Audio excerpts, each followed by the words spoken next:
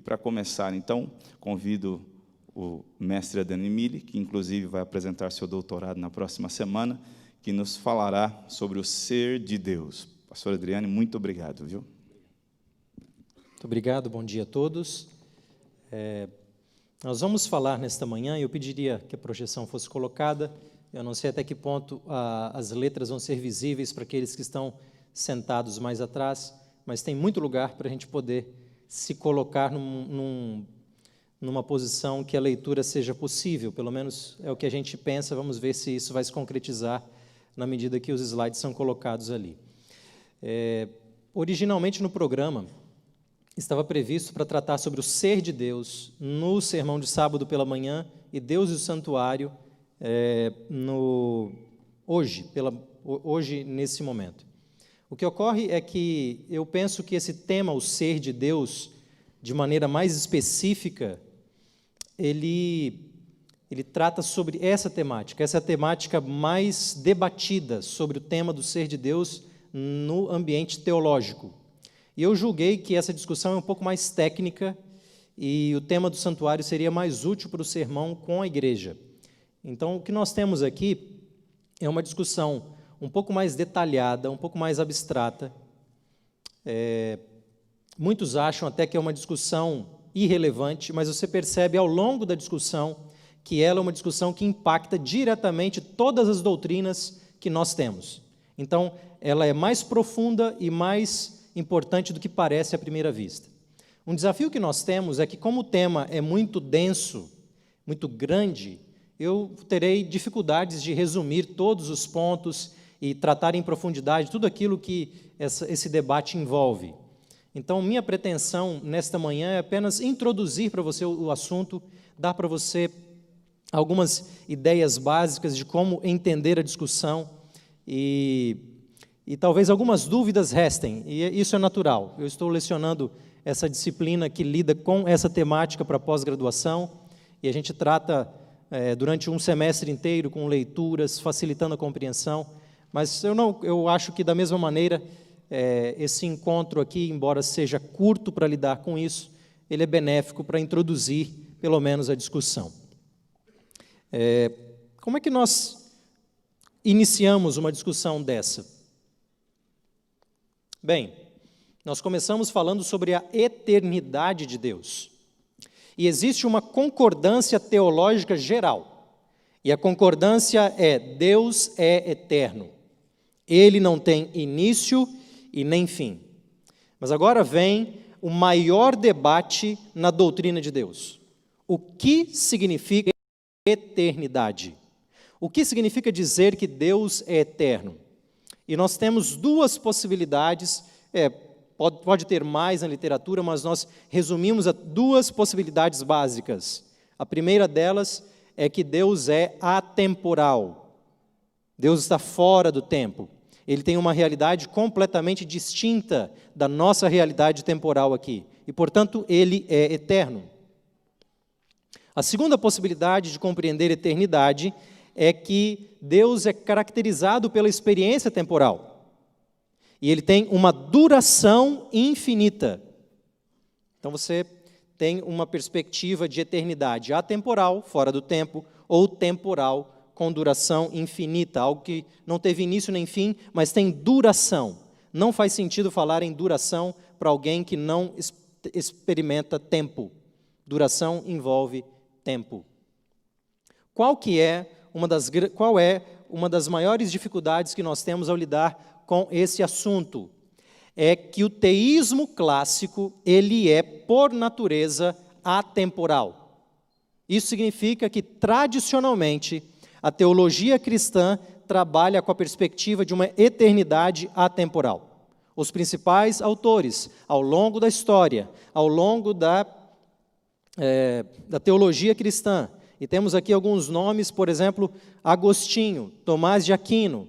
E agora eu fiz questão de colocar nomes que não têm o mesmo peso que tem esses dois primeiros na história da teologia, mas eles escrevem livros, e bons materiais de teologia sistemática, que estão disponíveis para nós lemos esses materiais. E aí você tem, por exemplo, Berkhof, com a sua teologia sistemática, Wayne Grudem, que talvez seja a teologia sistemática mais popular entre evangélicos, e também Norman Geisler. Os evangélicos, em geral, são atemporais na sua abordagem sobre Deus, e nós partilhamos de muitas ideias com os evangélicos, nos beneficiamos dessa literatura. A dificuldade continua, porque a alternativa teológica que nós temos de uma eternidade temporal, ela é firmemente defendida por um movimento chamado teologia do processo, que assume a realidade de Deus enquanto panenteísmo. Deus está nas coisas. Nós não somos panenteístas. Ela é defendida também pelo teísmo aberto, que desafia o conceito de onisciência divina. Ao interpretarem um Deus temporal, Deus não sabe exaustivamente o futuro. Essa é a linha deles. Na teologia do processo, no panenteísmo, Deus ele está se tornando, ele está em um movimento. Se ele está no mundo, se ele é, na realidade, o ser do mundo, então ele também está em processo, ele faz parte das transformações do tempo. Então, qual que é o grande desafio que um adventista tem para pensar sobre a temporalidade de Deus? Se ele quer afirmar que Deus é temporal. O desafio é que a teologia tradicional é atemporal. E aqueles que defendem temporalidade, eles estão vinculados ao panenteísmo ou teísmo aberto. Então essa é uma grande dificuldade, porque no ambiente teológico, se você afirma algo, você está contra o tradicional e você ainda pode ser taxado como alguém da teologia do processo ou do teísmo aberto, coisa que o adventismo não é. Mas existem boas possibilidades também de diálogo. Nós estamos vendo um número crescente de autores evangélicos que estão se simpatizando pela perspectiva temporal de Deus. E eu tenho aqui alguns autores, por exemplo, John Feinberg. Ele é um professor de teologia sistemática do seminário Trinity, em Chicago, um bom seminário, de boa influência no mundo evangélico. Existe também um livro de introdução à teologia cristã, publicada pela Cambridge, que foi escrita por autores, professores de teologia no Calvin College, em Grand Rapids, que é o lugar onde tem várias editoras, como Zondervan, Baker e tem mais uma, Eerdmans, né? Nós temos ali também um reduto evangélico, calvinista, e 3 professores de lá trabalhando com a perspectiva temporal de Deus, não no sentido de se alinharem a uma teologia do processo, mas eles observam isso quando eles notam a narrativa bíblica. É uma narrativa que envolve temporalidade, eles querem ser fiéis à narrativa bíblica. Bem, vamos para o adventismo. O adventismo, em geral, tem trabalhado uma ênfase temporal de Deus. Que tendências nós temos para isso? A primeira tendência é um benefício do ambiente acadêmico adventista que tem forte ênfase bíblica. Os grandes professores de um passado recente, também no presente, estão, por exemplo, no departamento de Antigo Testamento. Levam a sério a base bíblica, as narrativas bíblicas. Mesmo na teologia sistemática, num passado recente, Hans Larondel era um teólogo sistemático, faleceu recentemente, Nedren também, e eles privilegiam a narrativa bíblica, eles são teólogos bíblicos. Larondel até se considerava mais um teólogo bíblico do que um teólogo sistemático. Nedren, ele costumava dizer que uma das pessoas que mais influenciavam o seu pensamento era o autor alemão Oscar Cullmann. E o interessante é que Cullmann escreve um livro, coloquei ali uma tradução em português, mas ele escreve em alemão, de Cristo e o Tempo, desafiando uma visão atemporal. Cullmann é um teólogo do Novo Testamento.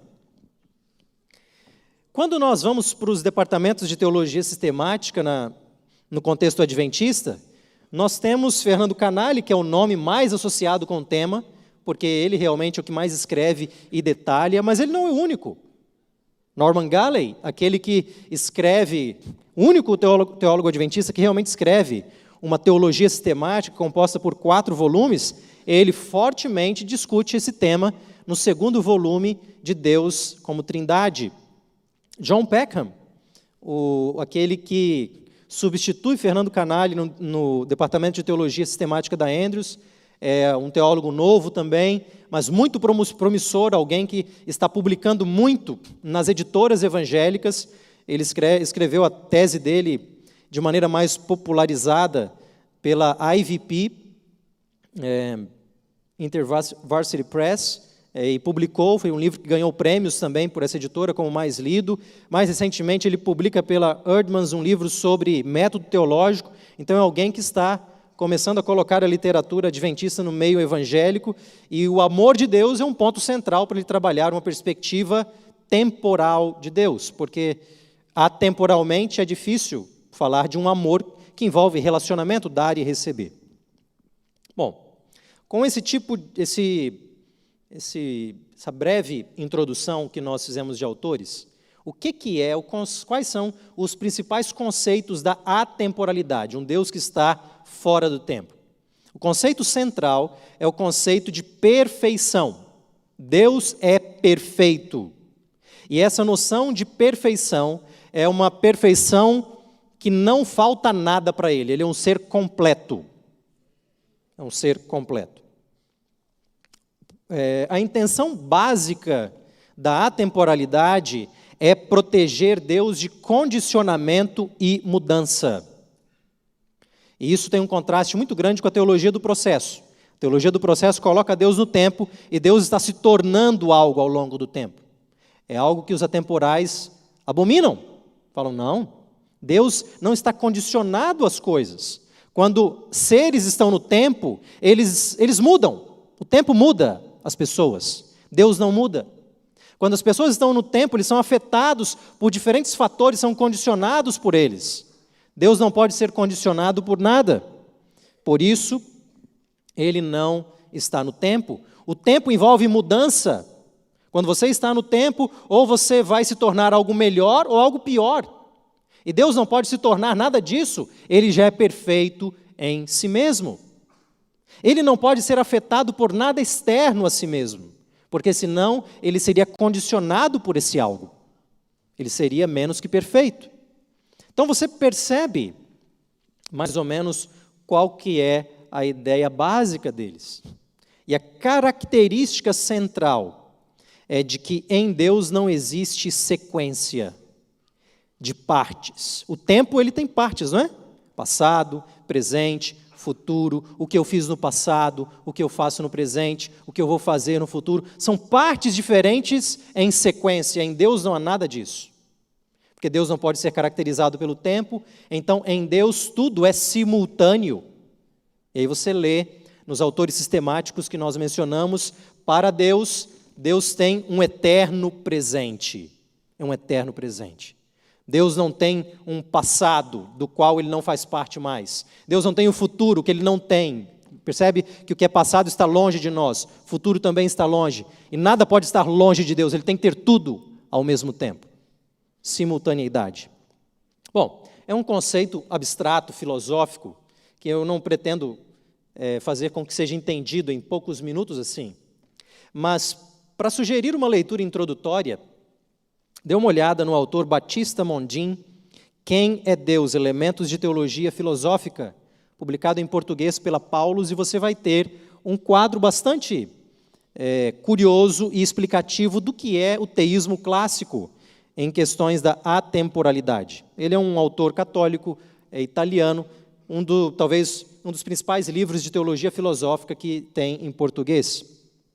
E veja só a definição básica de atemporalidade, é dada por Tomás de Aquino.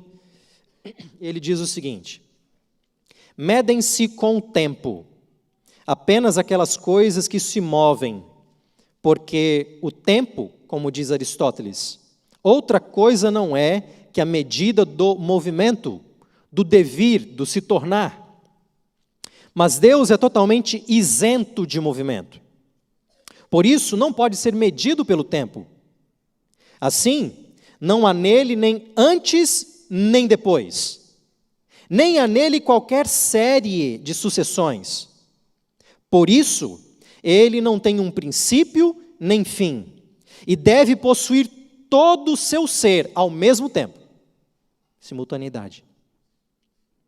Nisso consiste o conceito de eternidade. Você nota o que é eternidade? Eternidade é atemporalidade. Não há sequência em Deus. A simultaneidade, ele tem todas as coisas de uma vez só, em um único momento. Nós temos aqui alguns textos desse livro, Quem é Deus? Elementos de Teologia Filosófica, e talvez não seja muito visível o tamanho da letra, mas eu vou ler com vocês alguns conceitos que eles colocam aqui. Batista Mondin resume, ele não é o principal autor, mas ele é alguém que nessa introdução, ele faz um bom mapeamento das principais ideias na teologia cristã.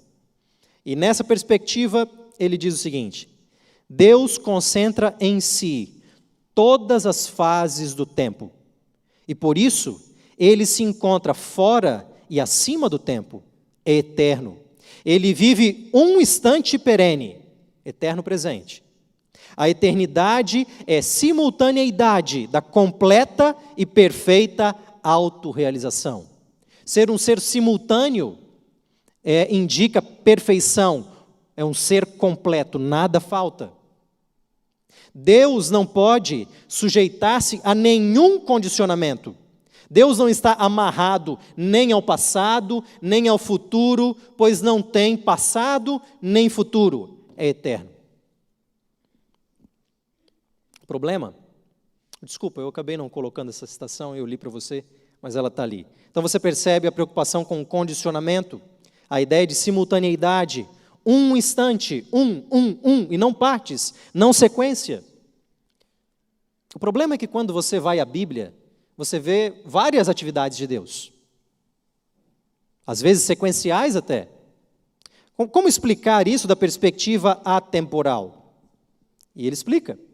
Deus desenvolve a sua variadíssima e infinita atividade com um só ato, o ato eterno. Porque não pode haver sequência. Então, ele age uma vez só. E o efeito desse ato eterno, no nosso mundo temporal, ele é um efeito de sequência, mas não um ato de Deus em si. Os efeitos são temporais e, portanto, sequenciais, mas o ato em si, ele é eterno. Então, você vê uma dicotomia, um ato eterno com efeitos temporais. Seria nenhuma ilustração, mais ou menos um remédio que se dá. E aí os efeitos desse remédio vêm depois, em sequência. É mais ou menos essa a visão. Bom, se Deus, então, em toda a sua perfeição, não pode ser caracterizado por sequência, então ele também não pode pensar em sequência. O pensamento dele é um só. E ele vai ser consistente com isso. Ele vai dizer, todas as coisas são um pensamento de Deus. O pensamento divino contém e prefigura tudo o que entra na constituição de cada ente. Eu não sei se você percebe aonde isso vai dar, mas isso vai desaguar em predestinação. Em Deus todas as coisas já estão feitas em um único instante. Se você tiver curiosidade, leia o que Agostinho fala sobre a teologia da criação. A criação que nós temos são atos sucessivos de Deus, dia a dia. Como Agostinho tem um Deus atemporal, Deus ele cria com um ato eterno. E o sábado, então, muda de figura nesse contexto. Ok, você tem uma base geral das ideias que parecem estranhas, e que bom que é estranho para você, com uma base mais bíblica, acostumado com a cultura bíblica das coisas, mas é um tema filosófico de força na teologia cristã. A história da teologia pode nos ajudar a entender o que está se passando aqui. O que ocorre na teologia cristã é uma complexa interação com a cultura helênica. E nós precisamos entender isso bem.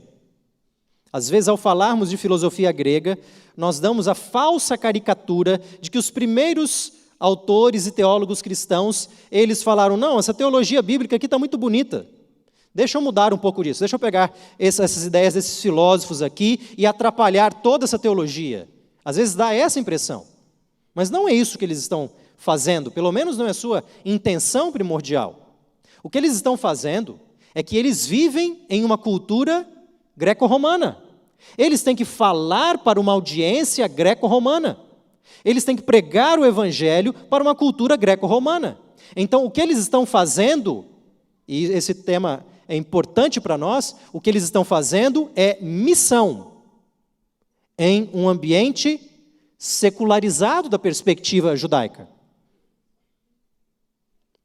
Ao fazerem missão, eles precisam pregar o evangelho e eles precisam encontrar pontes para contextualizar a sua mensagem. O que eles querem com a filosofia grega, pelo menos em princípio, é encontrar pontes para fazer evangelismo.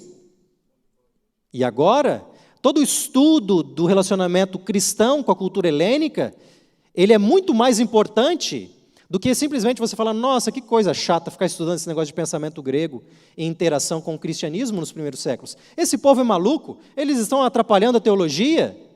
Lembre-se, eles estão fazendo missão. Eles estão contextualizando para uma cultura. Isso não justifica o que está acontecendo, mas pelo menos nos ajuda a entender o que está ocorrendo. E nos ajuda também a compararmos nossas atitudes hoje com as atitudes do passado, onde um processo de contextualização, que é importante e necessário, ele acaba levando a uma distorção da teologia. É isso que acontece com os primeiros séculos da teologia cristã. Não vamos contextualizar, não vamos pregar? Lógico que não. Mas vamos estar conscientes acerca dessa complexa interação com a cultura helênica. O cristianismo muda a cultura helênica. O cristianismo não simplesmente recebe a cultura helênica, ele muda, mas nesse processo ele também é mudado. É complexo, é uma complexa interação. E existe uma ponte contextual. Sabe qual é a ponte contextual para se fazer missão? Doutrina de Deus. A doutrina de Deus é a porta de abertura para a contextualização. A doutrina de Deus é provavelmente a primeira doutrina a ser afetada pelo contexto helênico. Depois nós temos antropologia também. Veja essa questão da ponte contextual. Existia no pensamento filosófico grego a concepção de um Deus único.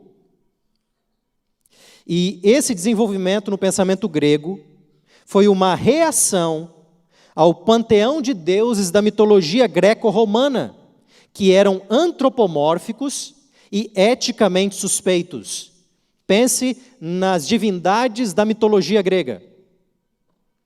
Era uma bagunça. Deuses que agiam como seres humanos, eram vistos como seres humanos e agiam sem qualquer ética. E essa era a visão de divindade da mitologia grega. Como reação a isso, em um determinado momento da história do pensamento grego, filósofos se levantam para atacar essa concepção de divindade e eles criam um conceito de Deus uno, transcendente, impessoal, que é completamente distinto dessas divindades antropomórficas e eticamente suspeitas. O que nós temos no pensamento grego é um monoteísmo filosófico platônico, se é que nós podemos chamar assim. E quando os primeiros cristãos ali da igreja primitiva, depois dos apóstolos, os pais da igreja, estão interagindo com a cultura secular de sua época, eles interagem com o que é chamado de platonismo médio. A figura de Plotino é mencionada, existe uma combinação de formas de pensamento platônico, aristotélico e estoico nesse segundo século. E ali existe um monoteísmo filosófico, um conceito transcendente de Deus que contrasta com a pluralidade politeísta e baixa da mitologia grega. O que você acha que os primeiros cristãos encontram nisso? Eles encontram uma ponte missiológica. Monoteísmo com monoteísmo. E muitos pais da igreja, principalmente os alexandrinos, eles viram esse monoteísmo filosófico grego como uma preparação divina para o evangelho. Alguns começam a suspeitar que os filósofos eles tiveram alguma revelação divina. Tiveram sementes do evangelho ali, assim como Moisés recebeu revelação de Deus. E você encontra isso na literatura, especialmente na patrística grega. O platonismo médio começa a ser interessante para o cristianismo, porque existe nele um monoteísmo no qual temos um ser supremo como princípio impessoal. Por que impessoal? Porque eles querem desvincular qualquer traço antropomórfico das divindades, que são muito semelhantes ao que nós fazemos hoje, e são eticamente suspeitas, fazem coisas que não são éticas para a divindade. E aí, em reação a isso, eles jogam uma divindade completamente transcendente e afastada dessa realidade, impessoal. Não pode ser afetado por nada nesse mundo. E aí, nesse conceito, o que eles desenvolvem é a ideia de que é o contraste entre o um e os muitos, onde o um é perfeito e a multiplicidade é imperfeita. Esse é um debate filosófico grande. A pluralidade, a experiência temporal, material, é caracterizada por variedade, por mudanças. E o que muda é para pior com o tempo. É um ambiente de fugacidade, de morte. Essa é a visão da variedade, da pluralidade, da multiplicidade desse mundo. Mas algo deve transcender a essa pluralidade. E o que transcende é esse ser uno, lembra? Simultaneidade é diferente de sequencialidade, porque o que é sequencial envolve partes, mas o que é simultâneo é um.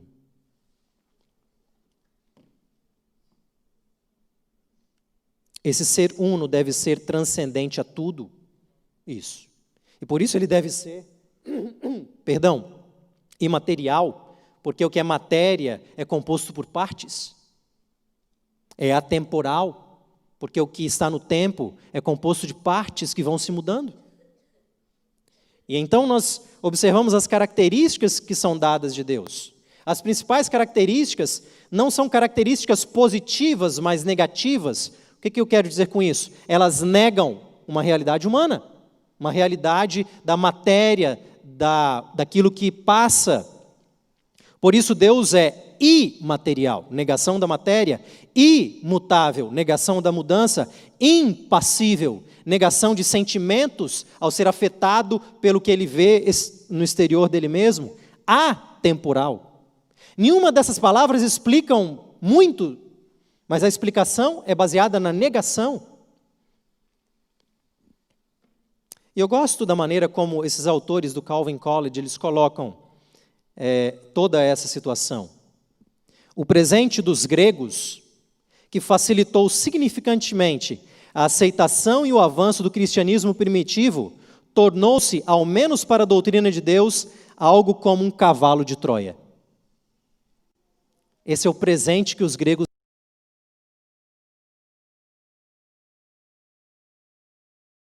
do Evangelho também começou a minar as bases da compreensão da doutrina de Deus. O que é eternidade? Eternidade é interpretada à luz do que a filosofia grega diz acerca da eternidade. Quais são os resultados da atemporalidade grega? Determinismo e predestinação. Como Deus não tem um futuro, todo futuro já está nele mesmo. Então, se todo futuro já está nele mesmo, o que nós temos aqui é apenas uma progressão daquilo que já está programado na mente de Deus. Esse é o desfecho que nós temos. E a predestinação calvinista, nós trabalhamos com textos bíblicos, mas a fonte está aqui. Esse é o grande problema. Quando o teísmo clássico é confrontado com a narrativa bíblica, quando aquilo que assume um Deus fora do tempo vê um Deus agindo no tempo, sabe o que acontece? Os pressupostos do teísmo clássico são usados para interpretar a narrativa bíblica. E aí o que acontece é que em várias ações divinas, o que nós temos é o autor ou o teólogo atemporal, dizendo o que nós temos aqui é um antropomorfismo. É uma linguagem que descreve Deus agindo no tempo, mas no fundo ele não está. Eu não estou negando que não exista antropomorfismo na Bíblia, mas quando a perspectiva teológica de eternidade divina é atemporal, os antropomorfismos são multiplicados exponencialmente. Tudo quase vira antropomorfismo. Existe um outro problema também.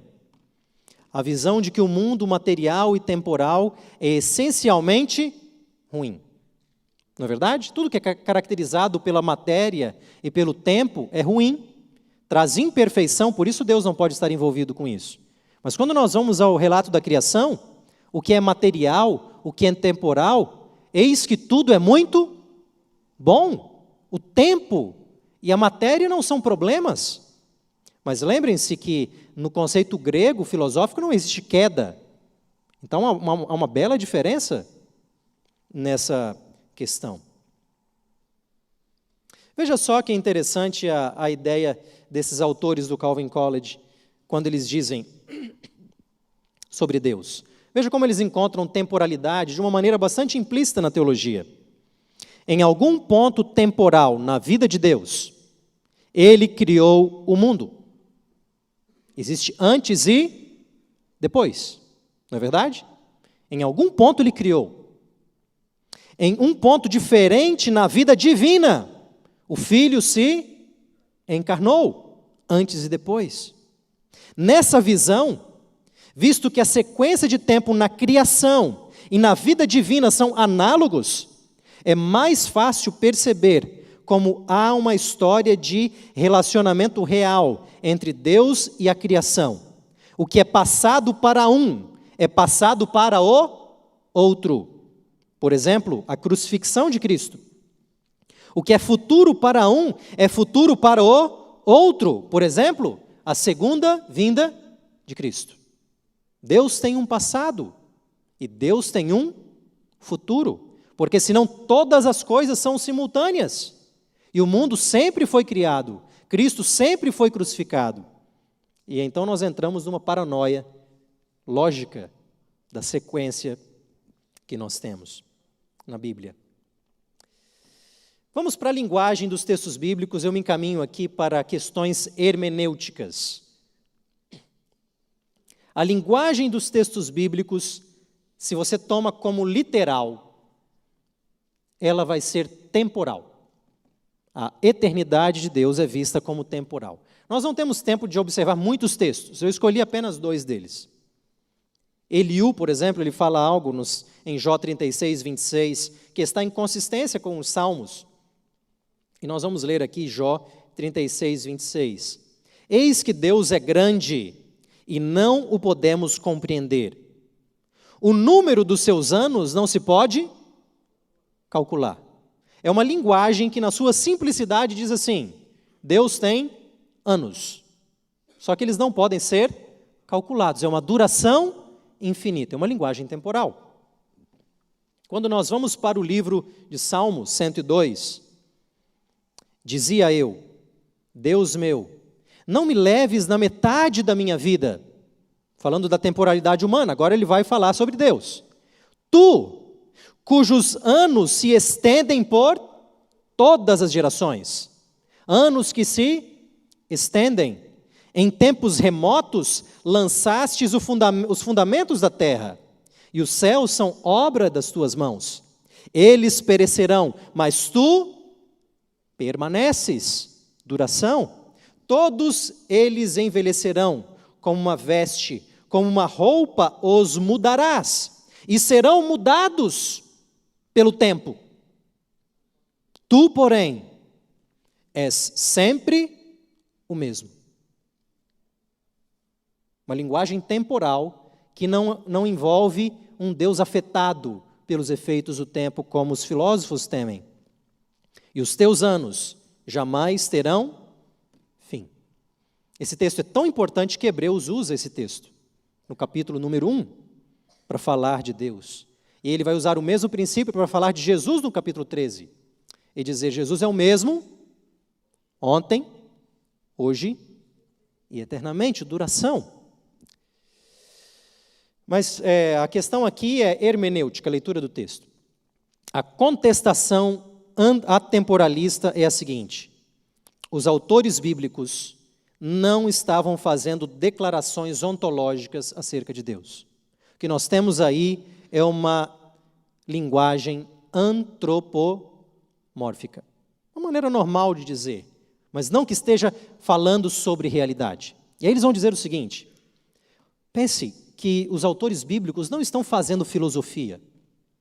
Os autores bíblicos estão falando da vida. Eles não estão refletindo sobre a realidade. A Bíblia não é um livro de filosofia, não é um livro de realidade, de ontologia. E existem respostas para isso. E o autor Feinberg é bem interessante nesse sentido. Ele fala assim: sim, é verdade. Os autores bíblicos não estão fazendo filosofia. Sim, é verdade. Muito da linguagem bíblica é antropomórfica. Mas isso não significa que a Bíblia não deva ser usada para entender a realidade de Deus. Porque se não pudermos fazer isso, se nós não usarmos os textos bíblicos para refletirmos sobre a realidade de Deus, nós precisaríamos de uma outra fonte de informação para definir essa realidade.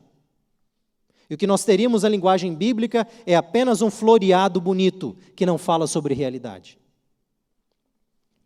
E nós temos uma outra declaração, de Feinberg, página 406.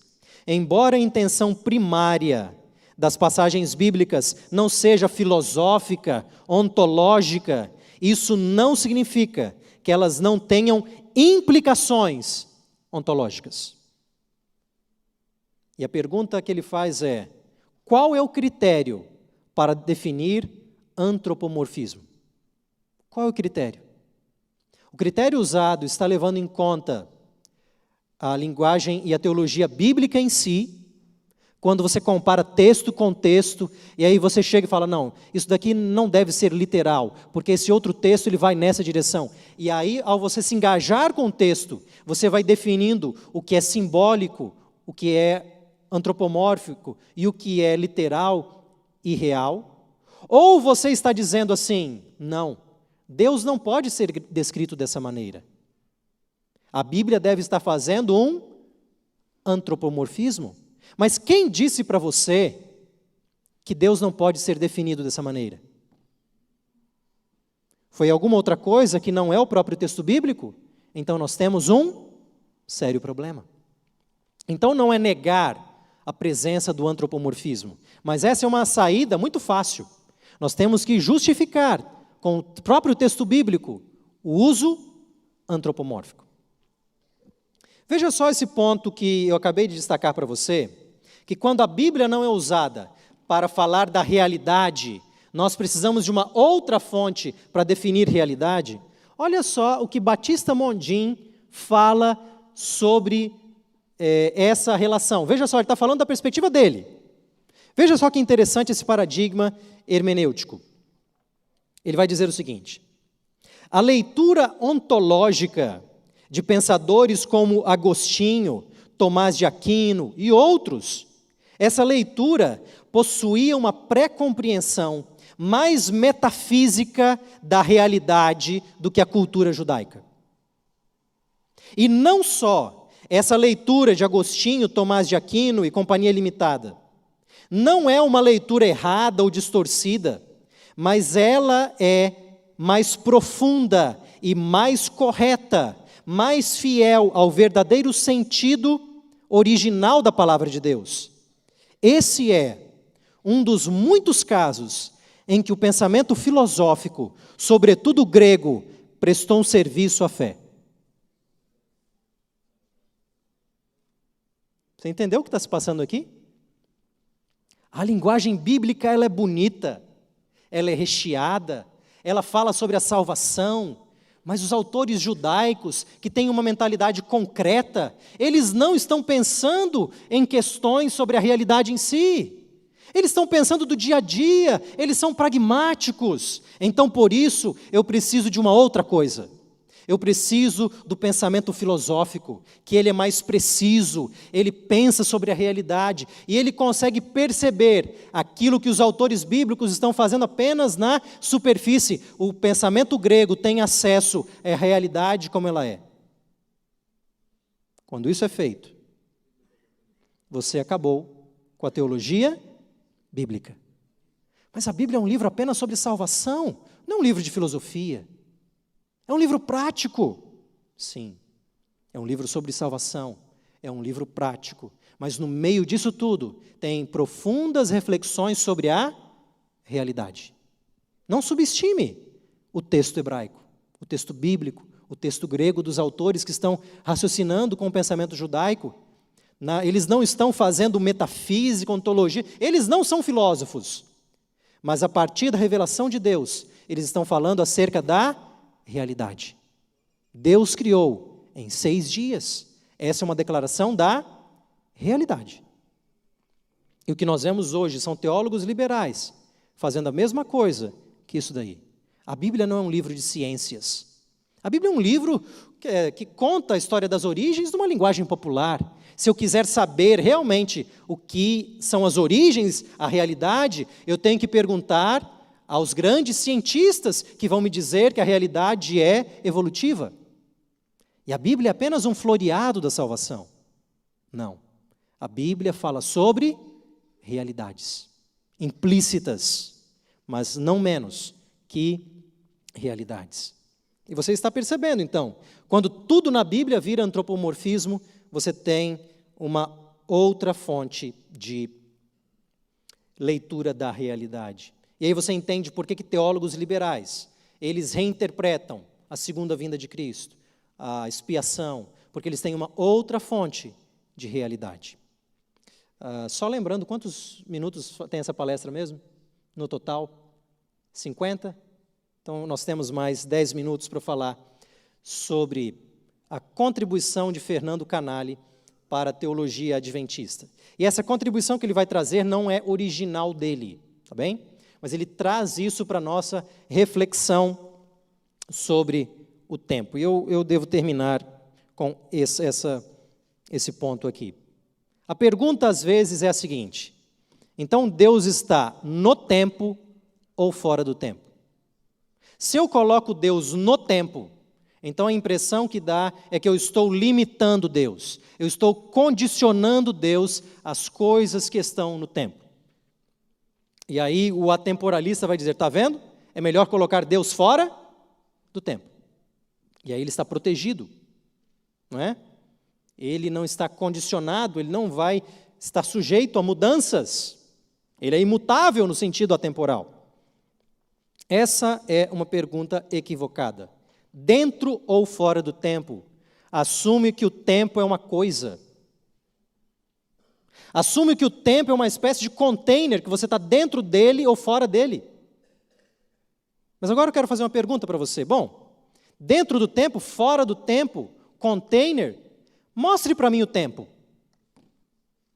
Onde está o tempo? Enquanto entidade. Enquanto um ser. Onde está o tempo? O tempo não é uma coisa. Não é verdade? O tempo não é uma coisa. Ele é apenas uma medida do movimento das coisas. Isso, o próprio Tomás de Aquino já disse na definição quando ele usou Aristóteles. Só que o que nós percebemos é que o tempo não é um ser em si, no qual nós estamos dentro dele. Uma temporalidade, uma qualidade do ser, ao invés de um tempo em si, onde nós podemos estar dentro ou fora dele, como se ele fosse uma coisa em si, e ele não é. Deixa eu aprofundar um pouco esse raciocínio. As coisas que nós percebemos envelhecendo, morrendo, sendo, quem sabe, deturpadas, sendo temporárias, decadência do mundo, lei da entropia, o culpado disso é o tempo. Verdade ou mentira? Mentira. Coitado do tempo, levando culpa. Não é ele o culpado. Ele apenas é uma medida que evidencia uma sequência da vida que está em entropia. Sabe qual é o verdadeiro problema, do ponto de vista teológico? O problema é o pecado. Esse é o problema. Isso que faz as coisas envelhecerem, isso que faz as coisas mudarem para pior, isso que é o fator da decadência. Agora, preste atenção numa coisa. Filosofia grega não tem espaço para pecado. Por isso eles vão elaborar o que é ruim e o que é degradante a partir da perspectiva da realidade do tempo. Não há queda no pensamento grego. O pecado, sim, é o que causa os problemas que nós vemos. Nós temos, portanto, por causa do pecado, uma experiência temporal caída. E aí a nossa relação, a nossa experiência de temporalidade é uma experiência negativa, mas não por causa do tempo, por causa do pecado.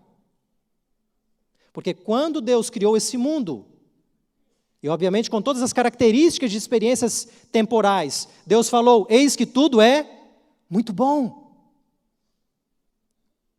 Ter uma experiência temporal é muito bom no original da criação. E é por isso que na nova terra, nós teremos uma experiência temporal diferente, não é verdade? Onde nossa experiência temporal não será caracterizada por uma situação efêmera, temporária, de decadência, de finitude. A nossa experiência temporal mudou. Não porque o tempo mudou, nós mudamos. Não há uma entidade chamada tempo para ser transformada. Os seres humanos que serão transformados. Com esse tipo de perspectiva, o ser de Deus, de acordo com a Bíblia, é infinitamente diferente do nosso. Portanto, não é à toa que a experiência de temporalidade de Deus é diferente da nossa. Para Deus, um ano pode ser visto como um dia. Por quê? Porque o seu ser, pela sua duração, sua infinitude, ele observa as coisas diferente, de maneira diferente. A experiência temporal de Deus é diferente. Então, aqui não cabe falar de um tempo de Deus que é diferente do tempo do homem. Nós estamos novamente tornando o tempo uma entidade. Não, é o ser de Deus que é diferente do ser humano e, portanto, a experiência temporal é diferente. A grande contribuição de Fernando Canali é que na relação de Deus e o tempo, você não primeiro estuda o tempo para depois definir quem Deus é. E essa é a preocupação de algumas pessoas. Como que Deus é afetado pela noção que você tem de tempo? Não. Você primeiro estuda Deus. E aí você entende a sua experiência com o tempo. Você não entende muito, porque o ser dele é infinitamente maior do que o nosso. Mas você entende algumas coisas a partir daquilo que a Bíblia fala acerca do seu ser. Você não define o tempo para depois entender o ser de Deus. Você estuda o ser de Deus para entender um pouco acerca da sua experiência de temporalidade. E assim também é com o ser humano. O mais confuso de tudo isso, meus queridos, é que nós tornamos o tempo uma coisa. E aí toda a discussão fica muito complexa, porque o tempo se torna um container do qual ou alguém está dentro ou fora. Nas considerações finais dos minutos que temos, eu gostaria apenas de destacar 3 pontos. Primeiro deles, o debate da temporalidade ele é altamente complexo. E o que o adventismo quer com esse debate é algo mais simples do que a complexidade do debate.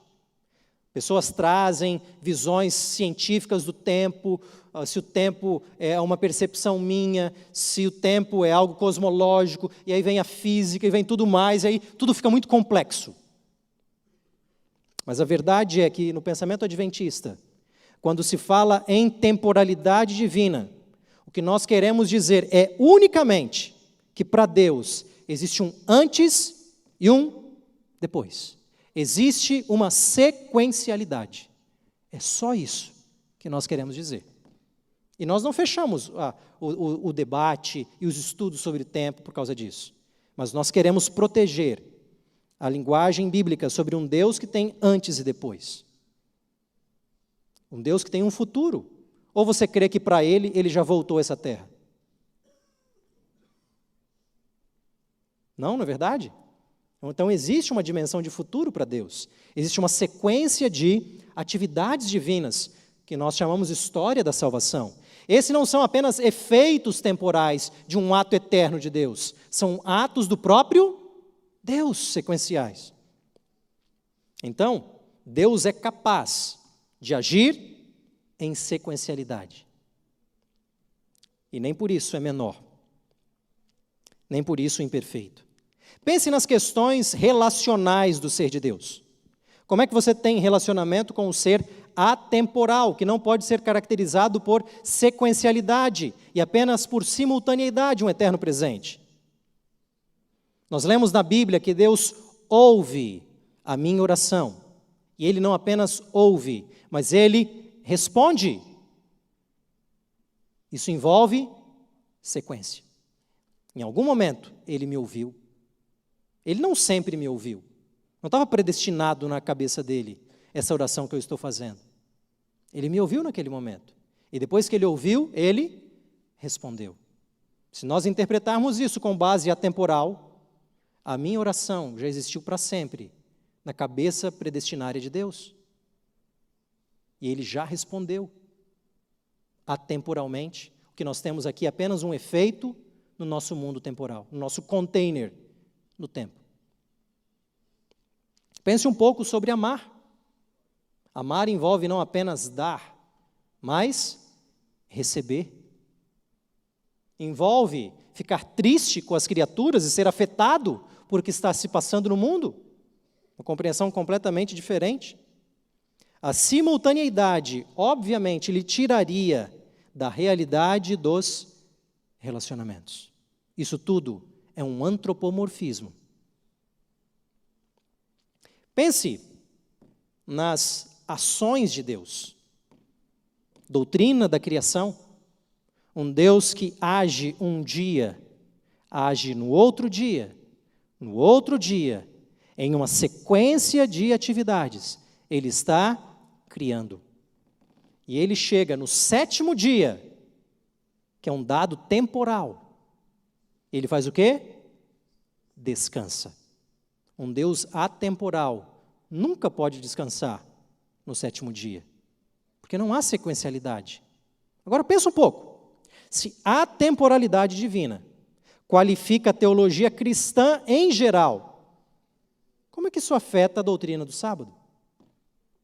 Como é que isso afeta a doutrina da criação?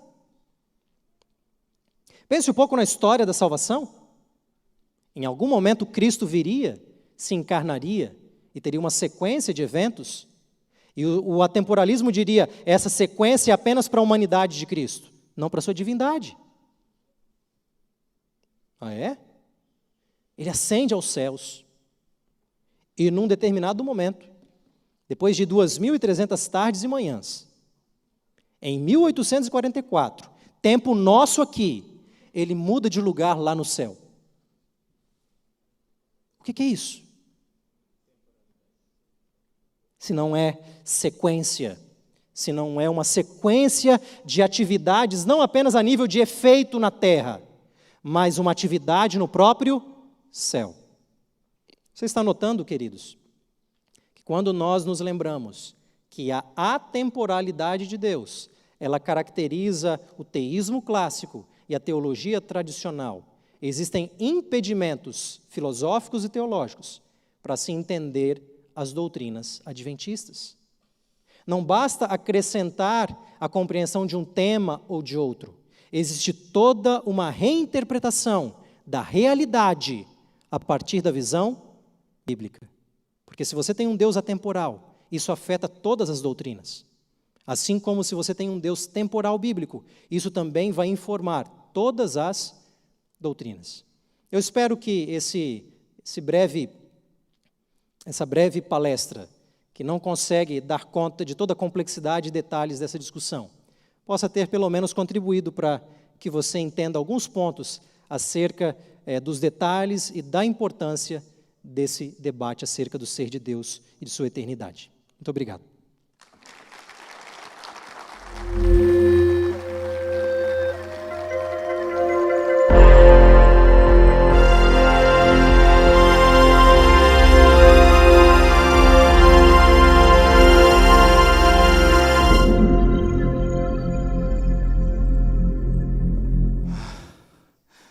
Tem que tomar fôlego, não é mesmo?